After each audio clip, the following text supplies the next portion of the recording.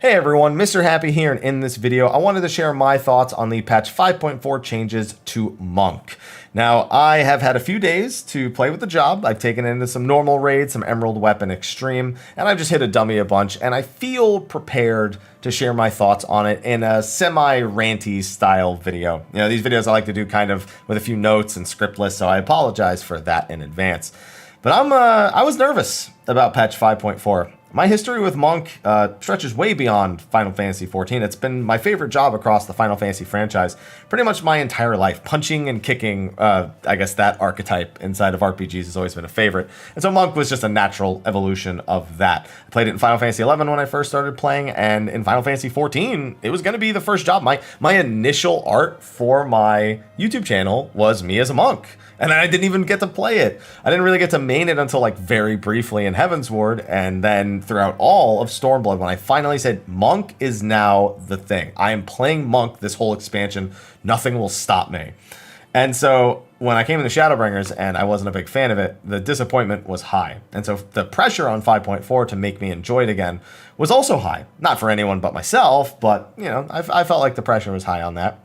But after playing it for a few days, I feel ready to share some more detailed thoughts on the changes that they made. So TLDR / I guess TLDW because it's a video, I enjoy it more than I did at the beginning of Shadowbringers. You know, when I was leveling it, the only thing I liked doing was AoEing. I feel like that was the one thing they hands down improved the most was the dungeon experience on Monk. When it came to actually playing the job in like a boss scenario though, that's where it just didn't catch me. It just felt like it had developed all this baggage over the years that it was just building on top of it, on top of it, on top of it. It was going nowhere. It was just being bogged down. Things that I liked about the job before had maybe been patched out, removed, or just made less efficient overall. But with this, I feel like they've really set a foundation for Monk. Because there's definitely still room for improvement in this. There are some things that it's still kind of like, okay, I don't know why you did that. But this feels like something that they could change, they could alter, they could add to, and it doesn't have to go the same route as 2.0 Monk did through all the way to the beginning of 5.x. It feels like they could do something and not ruin the job immediately. Now, that's not to say that they will. They could still just now go down the same path where they've set it, they know what it's supposed to be like, and then just add abilities that you can use 1 or 2 times a fight. You know, another 6-sided star, another Anatman style skill. And those super niche abilities are what started bogging the job down. So I'm curious to see if they'll be able to avoid that going into 6.x, but it feels like they set it up with the idea of it now being a better foundation for job changes in 6.x. It means that this didn't feel like it was as big a change, kind of when you're actually playing it, but you can also tell that it's different. It's kind of weird the way I'm describing it, but hopefully you understand. But man, getting those thoughts, developing these thoughts for Monk was really tough for me. I played Dancer for the past year and a half, and it is, in my opinion, one of the easiest jobs in the game to play. It's the most mobile, so you can make up for mistakes, and the rotation is just a mishmash of priorities with your off GCDs and your dances and making sure they're on time. And it's not that bad. And then Monk, I have to redevelop my melee brain. You know, I have to be, can I greed for this? Can I get this GCD without dying? You know, do I want a 6-sided star here? You know, when do I want to do this? Do I need to save like a leaden fist for something that I need to burst? All those thoughts started going through my head, and I realized that I kind of felt good to have my brain stimulated again after all these years, or the last year and a half on Dancer. So melee brain was fun. But the thing is with the changes, because again, it just feels foundational, it didn't take too long to make the adjustment. It took me longer than I would have liked because I hadn't played Melee in a while, and I definitely still made some mistakes after I kind of figured out how I was going to approach playing the job, redoing some of my keybinds and whatnot.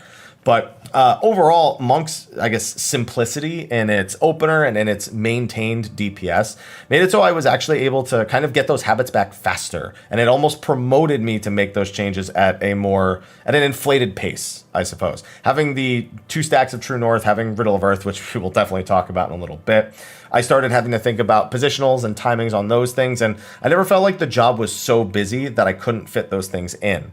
The closest time I felt to that was with Forbidden Chakra, which again we will talk about in a little bit when I talk about the individual abilities. Honestly, the only thing that kind of caught me off guard that wasn't melee brain was the speed of the job. So before, you used to have to work up to being really fast. So you kind of could start the fight a little bit slower, and your goal was to get to that fast pace as quick as possible. And then you started to, do your opener machine gun abilities, and that's when the pace really, really picked up. But because I largely didn't play Shadowbringer's Monk, I was not prepared for having Grease Lightning 4 all the time. And that was definitely a bit of a learning pain. And I suspect that'll probably be the thing that surprises people who aren't playing fast jobs normally when they first hop on this. If you're not like playing Ninja and used to having your Huton levels of speed, or playing a job that runs with really high skill speed or spell speed. If you're like me and you're used to playing a job like Dancer that wants 0 additional skill speed, literally 2.5 on the GCD, then going down to a 1.95 over half a second definitely becomes something that's a bit of a mental obstacle. And I think that that'll be true for new players as well. It's the only intimidating thing I feel about the job. But at the same time, it's, again, the simplicity, the foundation. That is the thing that made it quick enough to learn despite this huge speed disparity between my experience now and my experience in the previous expansion. Now, the ability changes have been a bit divisive from what I've seen people talking about, both before we actually got to play them, during, live letters and patch notes, and then after people actually got to start playing them. I think the one that's, of course, at the center of the conversation is Tornado Kick. Tornado Kick used to be this ability that, in Stormblood, people created rotations that used it efficiently, more efficiently than just your basic rotation. You had a basic rotation, an advanced rotation, and an expert rotation. And it actually made for, I guess, a bit more flexibility with the job. People could, tailor their experience based on what they were confident in and still be able to clear pretty much any content in the game. I had orange parses without Tornado Kick rotations going into Sigmascape because let's not talk about that. It was a bad time in my life overall that I'd rather not tread on, for those of you who remember it. And that's kind of gone now because Tornado Kick's just an OGCD that's on every 45 seconds. People have been saying to do this for years, and we really didn't think they would because, then it's just another ability. Like, this is a disposable ability now. They could just remove this like they did Steel Peak. Oh, I miss Steel Peak. Now I had to remember that.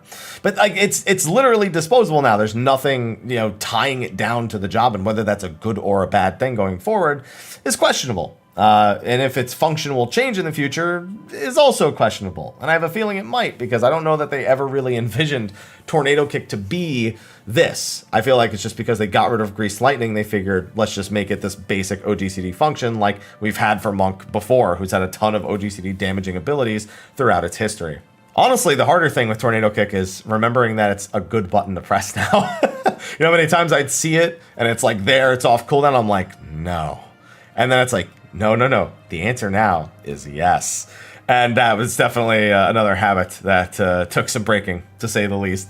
So with Tornado Kick, that's it. You press it now on cooldown, pretty much, and within your burst windows and all that stuff. It fits in nice and cleanly, thankfully. It doesn't change the rotation a whole lot. But there's another OGCD that became, in my opinion, almost more problematic, and it was actually Forbidden Chakra.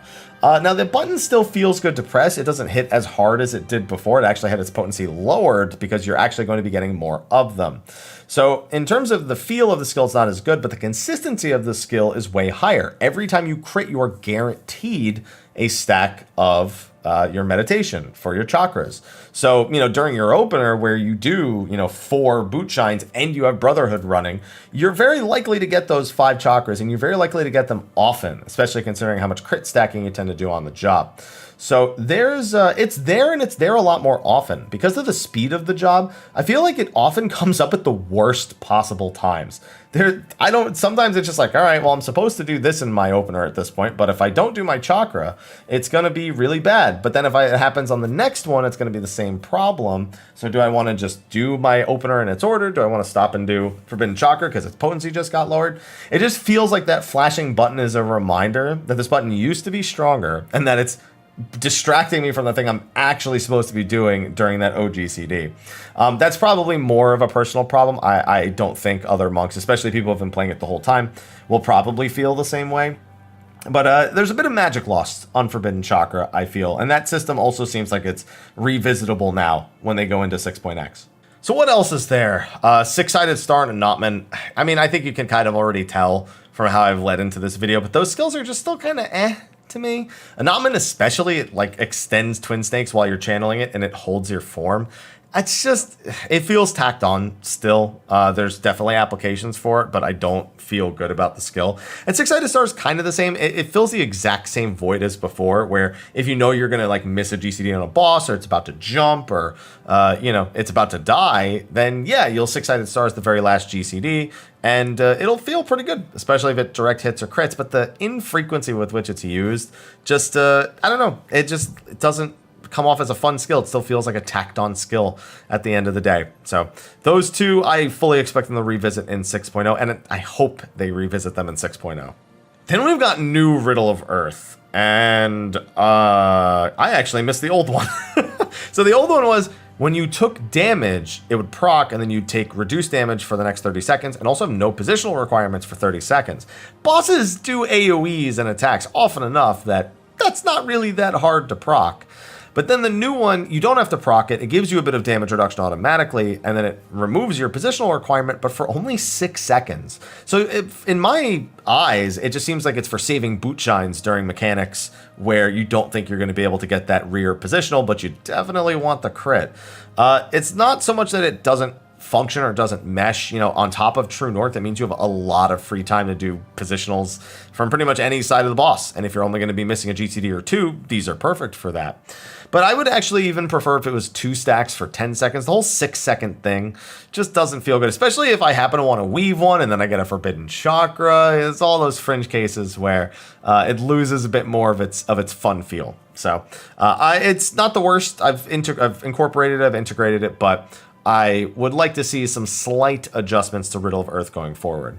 And the last thing I suppose to touch upon is the perfect balance change. And I kind of saw this coming back in 5.1 when Ninja got a change that was similar. But for some reason it just slipped my mind and I really didn't think of it happening in 5.4. Basically, perfect balance was changed so that you get 6 charges of perfect balance and 15 seconds to spend them. And it does all the same things perfect balance always did. It's just no longer this 10-second window that you have in order to get all the weapon skills that you actually need. And, when 5.1, when Bunshin was changed for the ninja rework in 5.1, I made the prediction that this would happen to pretty much any job people could think of it applying to. I wasn't going to be surprised if Warrior got it for Inner Release. I wasn't going to be surprised if Dark Knight got it for Delirium. I wasn't going to be surprised if, Monk got it for Perfect Balance. Machinist for Hypercharge. Heck, I wouldn't even be surprised if Dragoons get it for Life of the Dragon. They just get 3 charges of their Nostrand or whatever it's called, I suppose. And they can just use those at any time throughout the phase or something along those lines. I don't know. I won't be surprised if we see that kind of change. Monk just got it expedited because it got reworked in 5.4. It's a good change, I think, especially for any player who's playing with higher ping.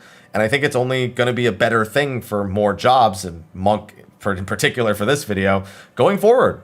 So if you were a little bit worried about the latency that you have going into perfect balance with all the speed, you have less to be worried about now. You just have to make sure you don't pop it at a really, really bad time, because that'll still screw you. And with that, I think I've shared my thoughts on the individual ability changes after getting my hands on them, and shared my overall thoughts on how I felt while playing the job, and I'm just glad I'm enjoying Monk again. It was kind of sad for me to dedicate all those years of, man, I'm going to be a Monk main one day. I'm going to be a Monk main. I had to play Bard, I had to play Machinist, I had to play Ninja. I could never play Monk. No one will let me play Monk. Finally got to play Monk for a whole expansion, one of the best expansions that job has ever had. And then Shadowbringers happened, and I just didn't like what is my favorite job in the entire franchise anymore.